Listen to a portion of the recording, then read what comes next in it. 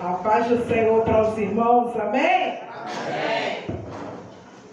É bom estar aqui nessa casa, na casa de oração, conhecendo mais um povo, mais uma família, né? Porque todos somos uma família em Cristo Jesus, uma grande família.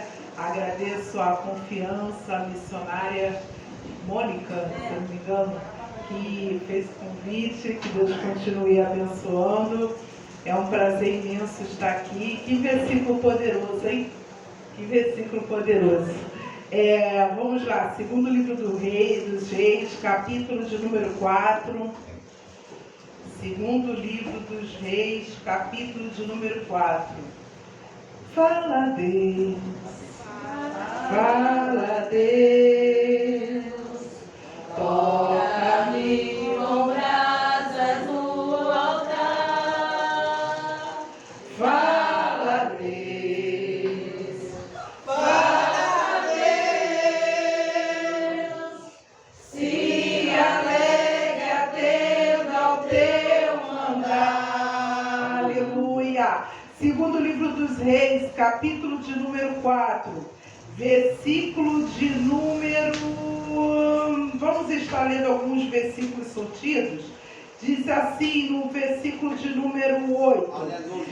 Sucedeu também um dia que, indo Eliseu a Sunem, havia ali uma mulher rica, a qual a comer pão. E sucedeu que todas as vezes que passava ali, se dirigia a comer pão. E ela disse ao seu marido: eis que tenho observado que este que passa sempre por nós é Santo homem de Deus. Façamos, pois, um pequeno quarto junto ao muro, e ali lhe ponhamos uma cama, uma mesa, uma cadeira e um candeeiro. E há de ser que, vindo ele a nós, para ali se retirará. Vamos lá no versículo de número 13. Porque lhe dissera: dize, eis que tu nos tem tratado com todo o desvelo que há de fazer por ti. Haverá alguma coisa que se fará por ti ao rei ou ao chefe do exército? E ela disse: eu habito no meio do meu povo. Agora vamos pular para o versículo de número 26. Agora, pois, corre ao encontro e diz-lhe: vai bem com teu marido, vai bem com teu filho. E ela disse: vai bem. Chegando ela, pois, ao homem de Deus ao monte, pegou nos seus pés, mas chegou Geazi para retirar. Disse, pois, o homem de Deus: deixa, porque a sua alma nela está triste de amargura, e o Senhor me cobriu e não me manifestou. E disse ela: pedi ao meu Senhor algum filho? Não disse eu: não me enganes. Podeis assentar, mas antes de tomar o seu assento, fale para a pessoa que está ao seu lado: você crê? Faça essa pergunta: você crê que nessa noite o haja de Deus está indo ao encontro da sua casa, da sua família? Amém? Podeis assentar glorificando o nome do Senhor. Querido, certamente você já ouviu várias ministrações acerca desta palavra. Quem nunca ouviu falar desta mulher que tem uma frase tão conhecida no meio do povo evangélico e até mesmo no meio daqueles que não processam, não adoram o nosso Deus? Muitos falam: tá tudo bem, a pessoa já tem aquela frase que é como o jargão: vai tudo bem. E essa mulher, ela declarou essa frase no momento de muita dificuldade, no meio de uma crise, no meio de uma luta terrível. Por quê? Quando nós falamos sobre a mulher sunamita, uma mulher que viveu o extraordinário de Deus na sua casa, nós precisamos ver o texto e também aprender com o contexto daquela história.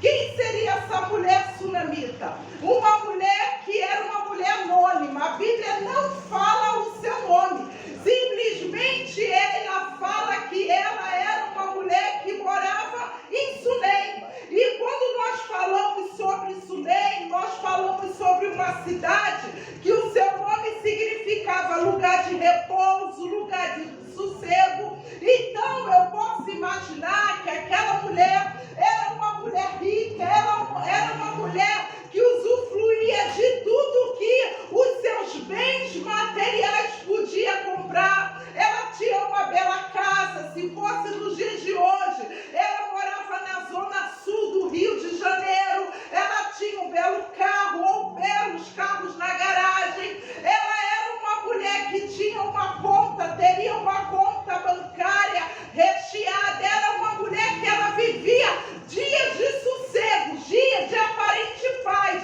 dia de aparente tranquilidade. Mas a Bíblia fala que aquela mulher, certamente, pelo contexto que ela vivia, porque naquela época uma mulher que ela não gera, se ela não gerasse, ela era conhecida como uma mulher maldita, era conhecida como uma mulher que não podia evoluir, fazer com que a sua descendência na terra aumentasse. Então, ainda que aparentemente aquela mulher era uma mulher próspera, era uma mulher alegre, era uma mulher feliz, mas dentro da sua alma tinha um vazio.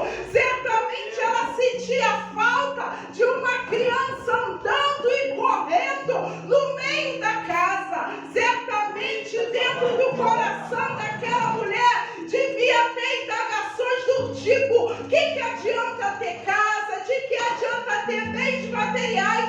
Para quem eu vou deixar tudo isso? Mas nesse tempo aqui, aquela mulher já era uma mulher madura. Então eu fico imaginando que por muitos anos ela sonhou, ela desejou gerar, mas os anos se passaram e ela não gerou. Agora eu vejo aquela mulher engavetando o sonho, eu vejo aquela mulher deixando o seu sonho de lado e dizendo: eu vou viver a vida do jeito que Deus permitiu, porque eu não tenho tudo que amo, mas amo tudo que tenho. Era uma mulher que tinha um coração grato, e a Bíblia diz, queridos, que agora ela vê uma figura diferente passando no portão da sua casa. Quem era aquela figura diferente?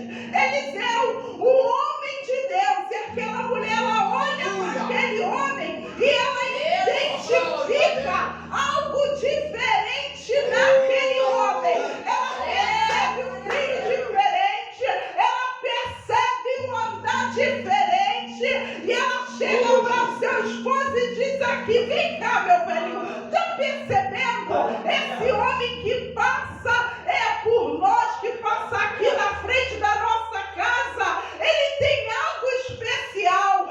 Ele anda tanto para chegar até o monte. Então vamos fazer o seguinte: vamos preparar um bolinho de fubá, vamos preparar um cafezinho, um suquinho de maracujá, e quando ele passar, eu vou dizer para ele: olha, todas as vezes que você passar aqui, o teu lanche está garantido. E ali, queridos, aquele homem de Deus entrava, se alimentava, e aquela mulher, ela observava juntamente com seu esposo. De tanto ela observar, ela chega para o seu marido e diz assim: olha, esse que passa por nós, esse que senta na nossa mesa, que tem comunhão conosco, ele é muito mais do que aparência, ele é um santo homem de Deus. Primeira coisa que eu aprendo com essa mulher: para nós vivermos o extraordinário de Deus na nossa casa, é necessário, em meio às dores da nossa vida, nós não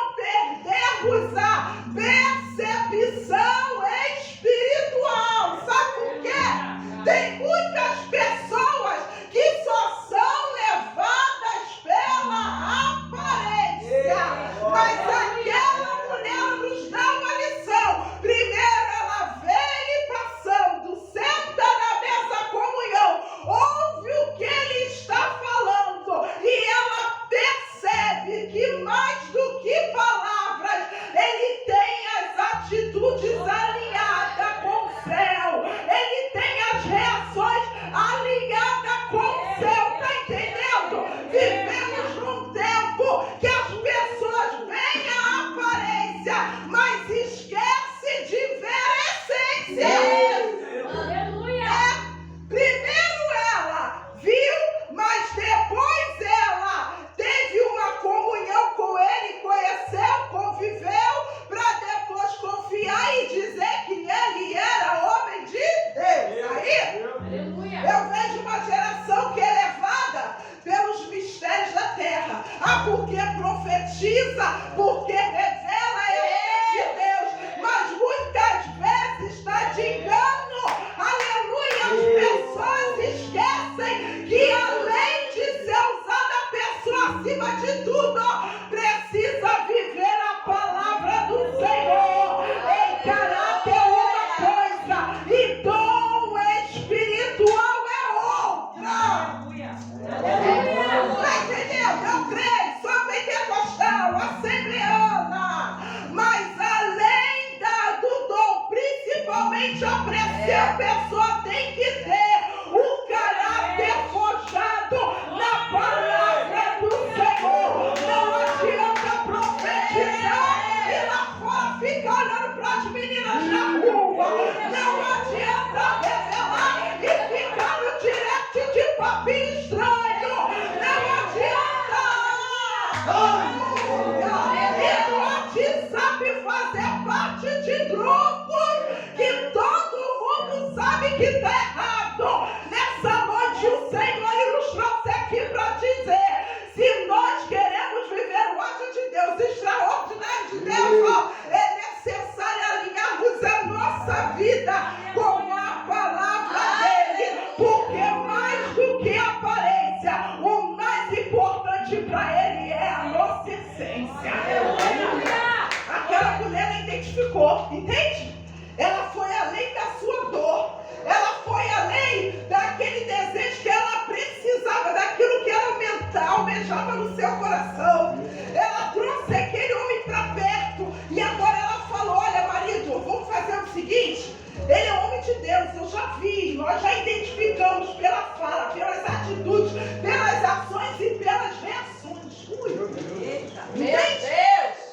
Porque é muito fácil falar. Mas e aí? E aí quando pisam no nosso pé? E aí quando jogam indireta pra gente na rede social? Eita, Senhor! Qual é a nossa reação? Ou será que somos nós que jogamos as indiretas? Deus está vendo. Eleva, chorei, tem que alinhar com a palavra do Senhor. Ela sentou, ela teve comunhão com ele e disse: olha, agora esposo, vamos fazer o seguinte, façamos o quarto. Que lindo, plural, façamos. Ei, eu sou esposa, mas ele é o marido. E muitos lares estão sendo destruídos. Por quê? É esposa passando na frente do marido, é marido tomando decisões sem consultar. Mas eu aprendo, queridos, que diante da palavra do Senhor tem que ter concordância. Entende? Porque unidade, quando nós falamos sobre unidade, nós falamos sobre duas partes que se juntam. Mas quando nós falamos sobre casamento, nós falamos sobre unicidade. Duas partes que se fundem e se tornem uma só. A Bíblia diz, Gênesis capítulo 2, versículo 24. Por essa razão, o homem deixará pai e mãe e torne-se-á uma só carne. Todo espírito de ciúme, de competição, que muitas vezes entra para destruir casamento, nessa noite o Senhor está nos dando discernimento, porque Ele não quer unidade, Ele quer unicidade. É os dois juntos, ó, fazendo uma grande obra. Isso é muito sério, porque tem pessoas que casam, mas não quer dar satisfação ao marido, ou vice-versa, né? É o camarada que casa e quer viver a vida toda como se fosse solteiro. Onde é que você está? Ah, estava na casa do amigo. Ah, eu estava no futebol, tudo bem, há tempo para todas essas coisas, mas que negócio é esse? Que não tem tempo para a família, que não tem tempo para casa, sabe? Casa e não procura um emprego, não procura um trabalho, sabe? Fica a vida toda esperando, às vezes já anos e anos, não, mas é porque Deus ainda não abriu uma porta, não, é porque você ainda não se esforçou para fazer aquilo e para entrar na porta que Deus abriu para você. Aleluia. Entende? Casamento tem a ver com comprometimento, sabe? Ainda que a esposa trabalhe, tem esposas, irmãos, que trabalham diarista, se matam, vão de metrô para lá e para cá, moram perto de Coelho Neto, e muitas vezes o marido é o que? Dentro de casa. Isso está errado. Casamento é unicidade. O homem ainda é o principal provedor de uma casa. Unicidade. Aleluia. E eles entram em concordância. E eles dizem, façamos unicidade.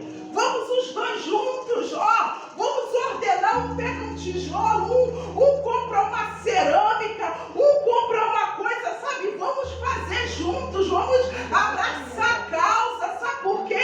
A Bíblia diz que não adianta ser uma bênção aqui dentro da nossa casa, a gente não ser bênção. Igreja começa dentro de casa. E vou falar, bobo é o obreiro. Meu Deus.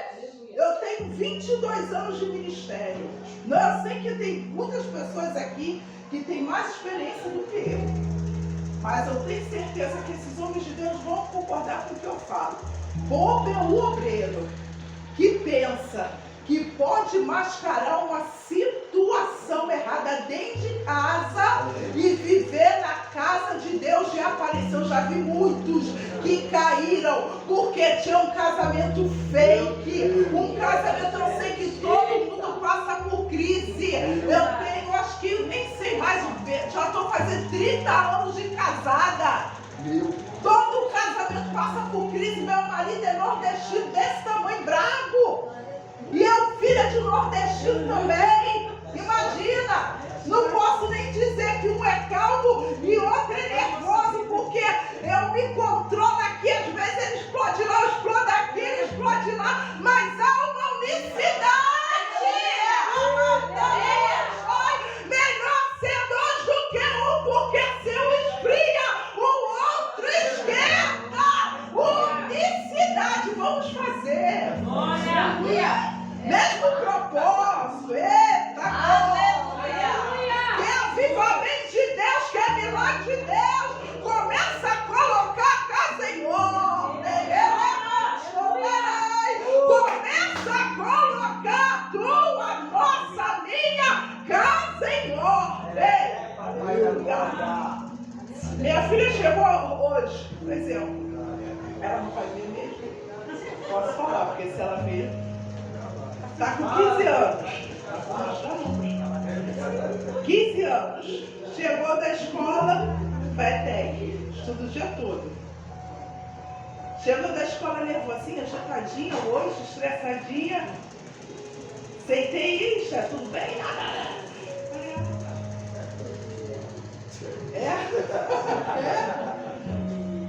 Aí eu falei assim, eu estava com compromisso. Adiantei o horário do compromisso para dar atenção para ela, porque tem que dar atenção, principalmente adolescente, olhar no olho, né? Chegou estressada. Eu falei, você está de TPM, filha? Não, vai tomar um banho, você está cansada. Tomou banho. Daqui a pouco a menina volta, eu falei, ela vai dormir. Se ela não dormir, ela vai ficar deitadinha, mas aí tá lá no celular, você não fala nada comigo. No celular eu só observando. Antes de sair, eu levantei e falei, olha só, celular aqui na mão. Que, mãe? Nada de celular hoje. Eu vou sair para pregar. Pronto, a casa caiu, né? Tirou a dopamina. A casa caiu, fechou a cara e Netflix, mas celular hoje não. Sabe o que é isso, irmãos? Precisamos dizer não para os nossos filhos. Precisamos. Nós fazemos parte de uma geração que filho faz o que quer. Às vezes vai dormir, isso é um absurdo, Eu posso falar, o grupo de adolescentes lá na nossa igreja é enorme. Pais que iam dormir, filho de crente, o crente lindo para a igreja, e estavam trocando nudes, sabe? Mas o pai e a mãe dormindo e o filho no celular. Por que não tinha o celular? Aí acordou para a escola, passou a noite toda no celular. Como que de manhã vai para a escola? Isso é colocar a casa em ordem. Começa a tirar o celular, desliga a internet. Façamos uma grande obra. Façamos um quarto. E eles ali, queridos, fazem um quarto para aquele homem de Deus. Agora o coração de Eliseu se enche de gratidão. E Eliseu fala assim: olha, Geazi, o que a gente pode fazer por essa mulher? Esse texto é muito rico. Se a gente for pontuar todas as características, a gente não acaba hoje. O que a gente pode fazer por essa mulher? Gratidão. Gratidão. Tem muita gente que diz assim: fez por mim porque Deus mandou. Ingrato. Deus mandou e fez, mas não agradece a pessoa. Se a pessoa fez, Deus mandou, mas aquela pessoa foi sensível à voz de Deus. Então, aprenda a ser grato. Aleluia. Ninguém cresce na vida esquecendo as suas origens, esquecendo a sua raiz. Quando os obreiros, pastor, a gente dá oportunidade. E quando cresce, sabe? Bate asa, se encontrar você do lado da rua, atravessa. É tempo de nós lembrarmos se onde nós estamos, onde estamos. É porque alguém orou por nós no início. É porque alguém confiou. É porque alguém acreditou. Seja grato. Eu tenho que abençoar. Eu tenho que recompensar essa mulher. E agora ele chega e diz: olha, o que eu posso fazer por você? Quer que eu peça ao rei? Interceda pela sua vida. De repente alguma terra que você tem, alguma causa da justiça. Ela diz: não quero. Aí Jesus chega e observa e diz: é o seguinte, observei que ela não tem filho.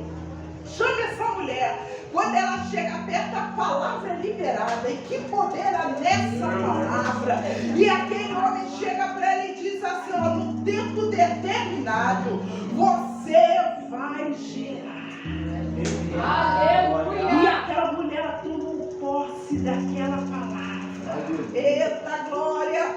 Ela creu ainda aqui dentro do coração dela. O coração dela por um momento titubeou na fé. Que ela disse assim: olha, não minta para sua serva. Mas ela creu no fundinho do coração dela. Ela abriu a gaveta da sua alma, tirou aquele sonho esquecido, empoeirado, e no fundo do seu coração ela pensou: eu ainda vou viver o haja de Deus na minha família.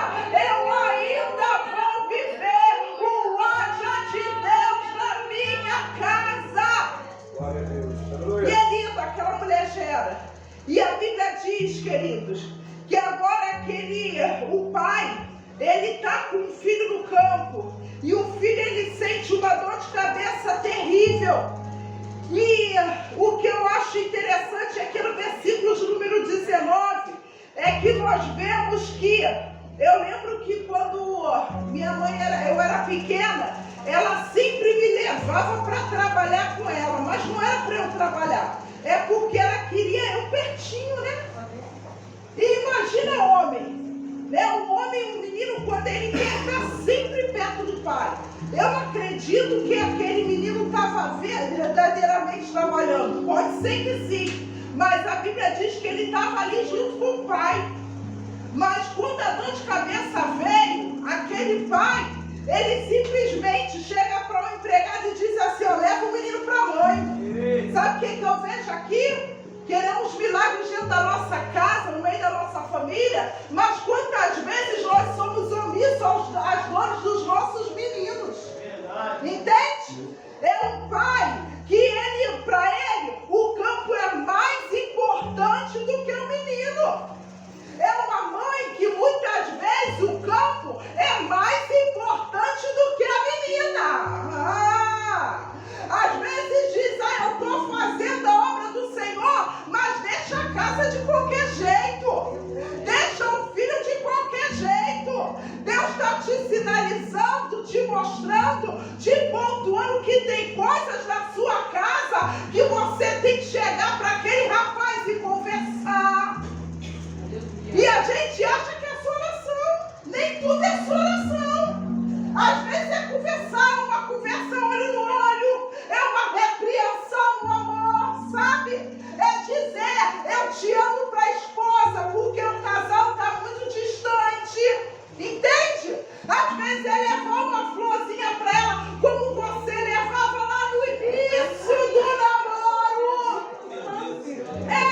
E o tempo apagou a chama desse carinho, desse gesto, sabe?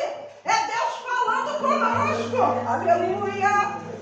É a esposa também demonstrando para o marido, sabe? Aquela comida que ele gosta, aquele baião de dois, né? Baião de dois que ele gosta, sabe? É aquela macarronada, é aquela lasanha, é investir no relacionamento, é não deixar o fogo se apagar, e se apagou, é tempo de dar manutenção para o fogo acender novamente.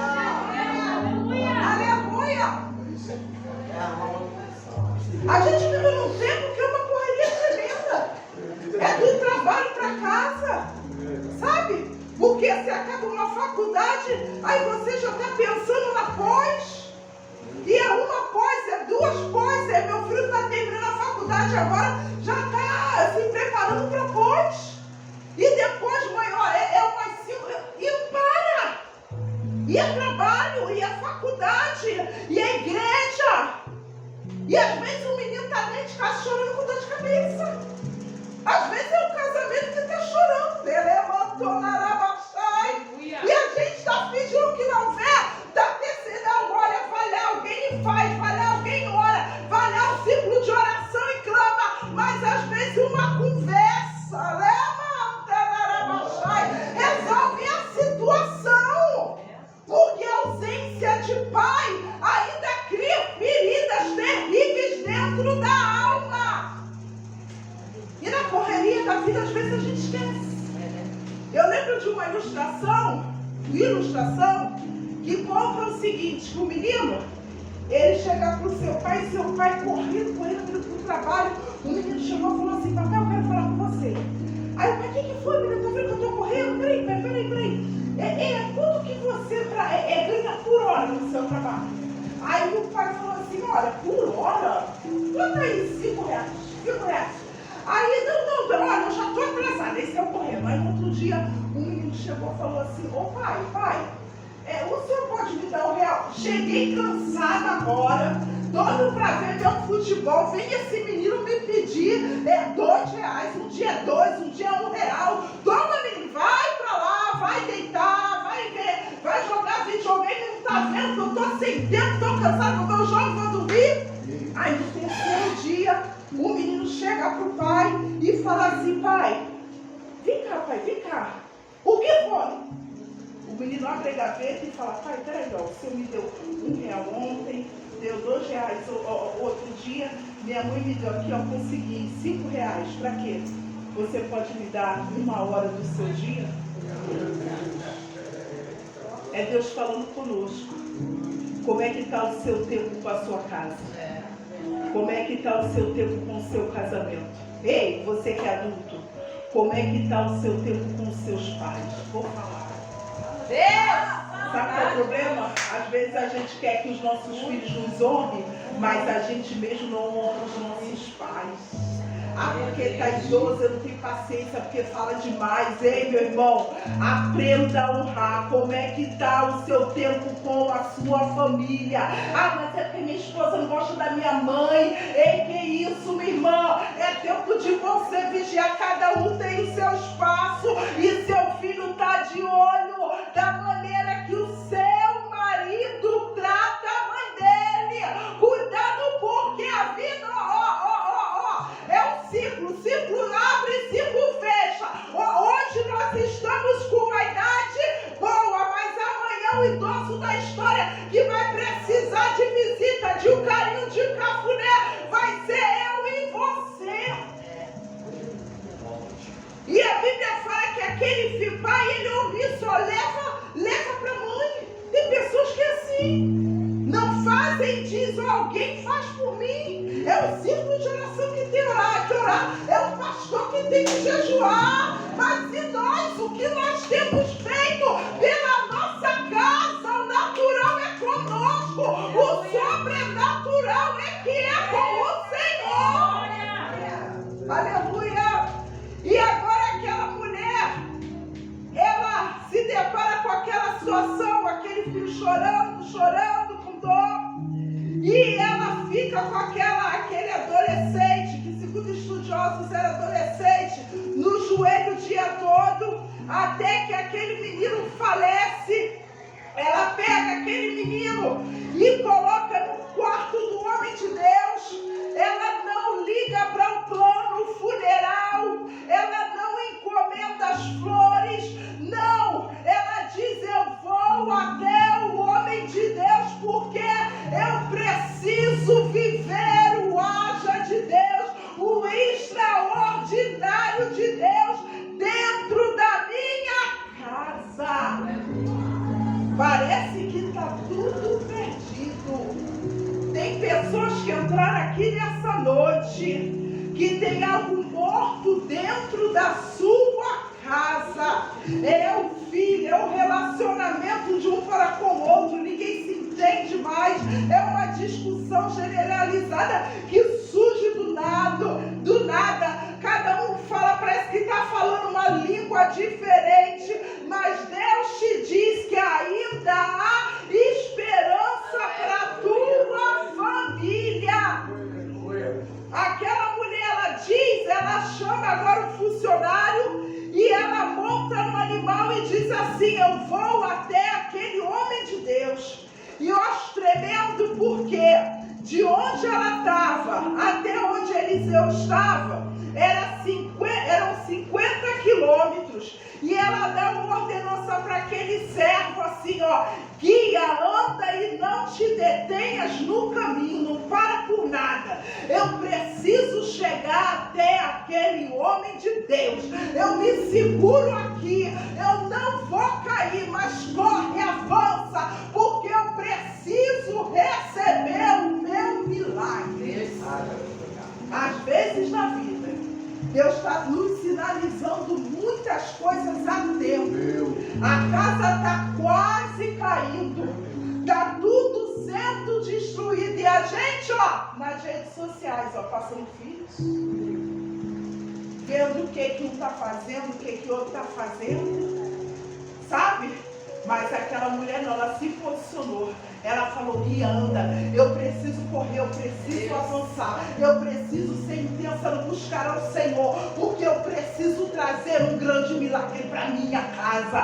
Nessa noite o Senhor nos trouxe aqui para colocar esse desejo no nosso coração. Eu preciso me levantar, você precisa se levantar, nós precisamos guerrear, avançar no encontro do nosso milagre.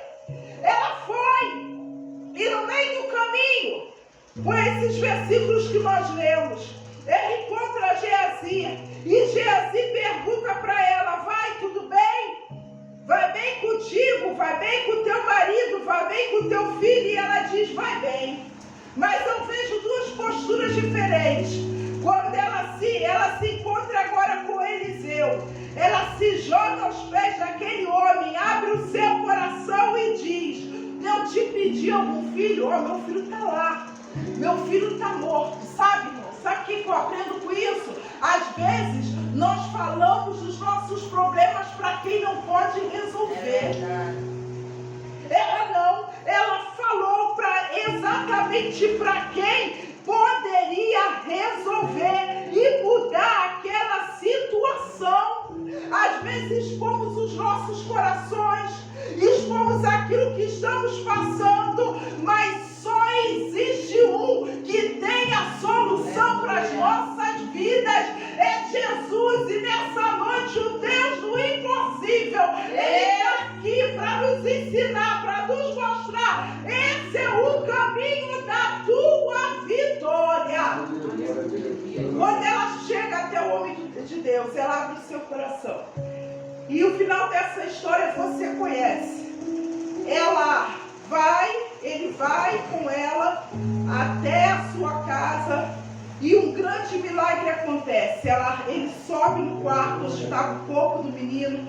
Ele põe a boca sobre a boca do menino, põe os seus olhos sobre os olhos do menino, as mãos sobre as mãos do menino, e o corpo do menino aquece, mas nada acontece. Aquele homem, ele desce ali daquela casa, anda para um lado, para o outro, sobe novamente, ora, e o milagre acontece. Não foi de imediato. Foi pouco a pouco, mas o homem de Deus não desistiu. Se coloca de pé. Aleluia. Aleluia. Glória. O que está morto na tua vida? Deus Santo. O que está morto na tua casa? É a cerca de família.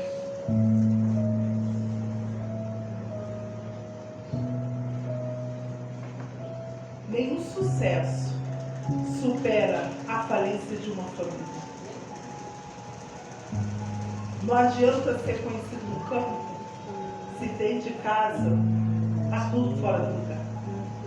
Mas Deus nos trouxe aqui para dizer, ainda há esperança.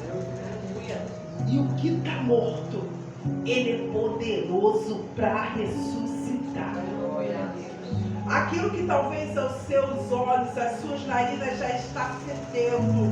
Pastora, não tem mais jeito para o meu casamento, meu marido já foi embora, ele já pediu divórcio, ele já está com a amante. Ei, Deus manda te dizer que a última palavra ainda vem dele. Aleluia. Glória a Deus. O milagre aconteceu. E onde haveria morte, o Senhor trouxe vida. O haja de Deus se manifestou. Feche os seus olhos. Vamos orar. Mentaliza agora o que está morto. Mentaliza agora aonde você precisa desse milagre. Senhor Deus querido, em nome do teu Filho amado Jesus, ó Pai, te louvamos, Pai querido, nessa noite por essa palavra, Senhor. Nós cremos, Pai querido, que assim como aquela mulher sunamita, Deus, vivenciou um grande milagre no seu lar, nós também, Senhor, vivenciamos, ó Pai, iremos vivenciar milagres dentro da nossa casa, no nosso casamento, na nossa família, no nosso relacionamento com os nossos filhos, ó Pai, porque o Senhor é o Deus, ó Pai, que cuida de nós, e o Senhor traz vida, Pai, onde antes existia somente morte, Pai, para a glória do teu nome, Senhor, manifesta o teu poder, Senhor, em cada vida aqui representada, em nome de Jesus, e as palmas glorificam o nome do Senhor. E a tua